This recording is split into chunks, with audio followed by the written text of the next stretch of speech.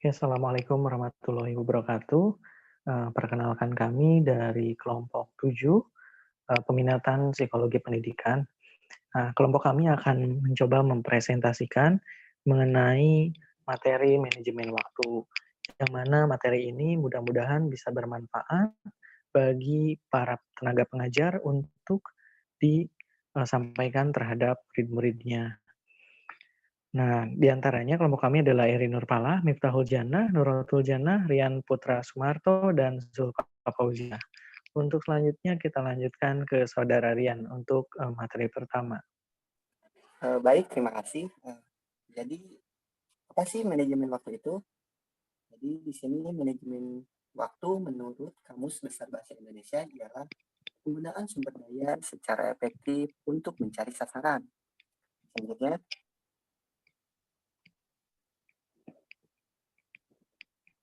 nah di sini ada beberapa pengertian manajemen waktu menurut beberapa ahli.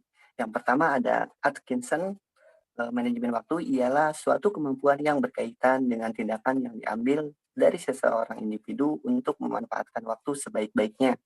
Kemudian ada dari Farid, manajemen waktu ialah bagaimana seseorang individu bisa mengendalikan waktunya sehingga dia dapat mencapai produktivitasnya yang diinginkan secara efektif, melakukan manajemen yang baik. Kemudian menurut Keynes, yaitu suatu proses pribadi dengan memanfaatkan analisis dan perencanaan dalam penggunaan waktu dan meningkatkan manfaat dan efisiensi. Selanjutnya,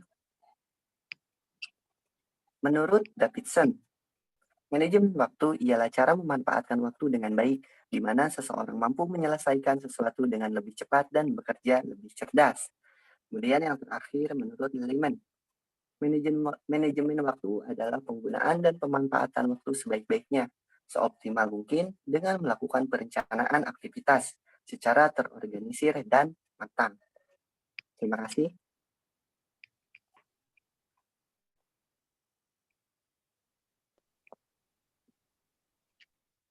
Baik, selanjutnya akan saya jelaskan tentang prinsip-prinsip manajemen waktu. Yang pertama, selesaikan terlebih dahulu kegiatan-kegiatan atau target yang memiliki prioritas yang lebih tinggi. Bahkan, kerjakan yang segera selesaikan hal-hal yang menjadi prioritas ini sebelum Anda mengerjakan yang lainnya. Selanjutnya, yang kedua, menyediakan waktu untuk mengatur perencanaan dan juga menentukan prioritas atas kegiatan-kegiatan yang perlu dilakukan. Lanjut. Yang ketiga, setelah pekerjaan yang menjadi prioritas berhasil diselesaikan, Anda bisa melakukan tugas yang tersisa atau kembali membuat skala prioritas yang baru.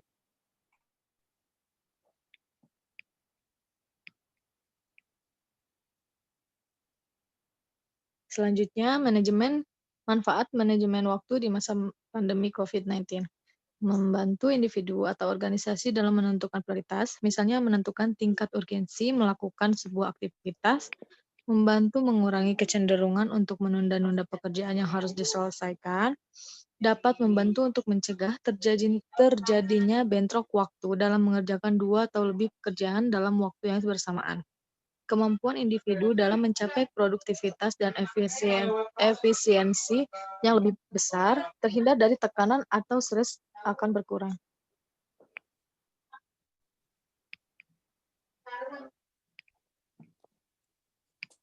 Selanjutnya, di sini ada beberapa bagian dari merancang manajemen waktu.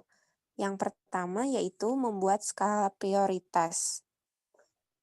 Banyaknya kegiatan dan pekerjaan yang harus Anda selesaikan, maka Anda harus membuat skala prioritas.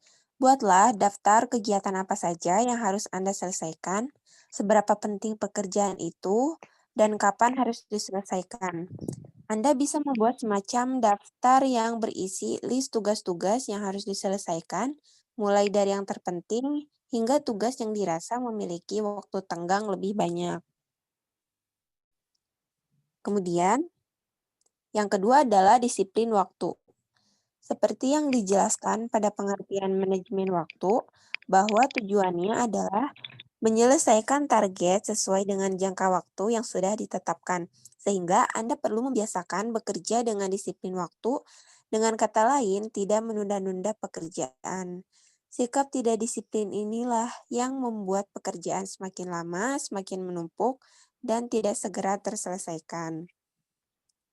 Selanjutnya, ada fokus dengan apa yang dikerjakan. Jika Anda sudah membuat daftar tugas-tugas yang harus Anda selesaikan, maka usahakan untuk selalu fokus terhadap pekerjaan Anda. Berusahalah untuk mengerjakan apa yang sudah Anda agendakan dan jangan mudah tergoda dengan hal-hal yang tidak berkaitan dengan pekerjaan Anda.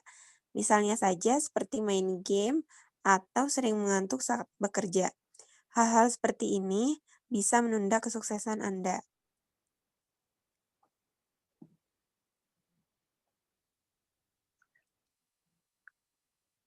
Untuk selanjutnya akan dijelaskan oleh Saudara Miftahul Jannah. Silakan.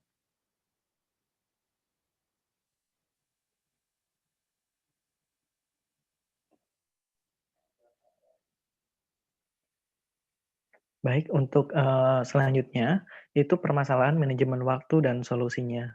Permasalahannya, kesulitan manajemen waktu karena tidak mempunyai pemahaman mengenai manajemen waktu. Nah, kemudian banyaknya membuang waktu dan kesempatan yang ada menjadi sia-sia. Lebih suka melakukan pekerjaan besok atau prokrastinasi dan sebagainya.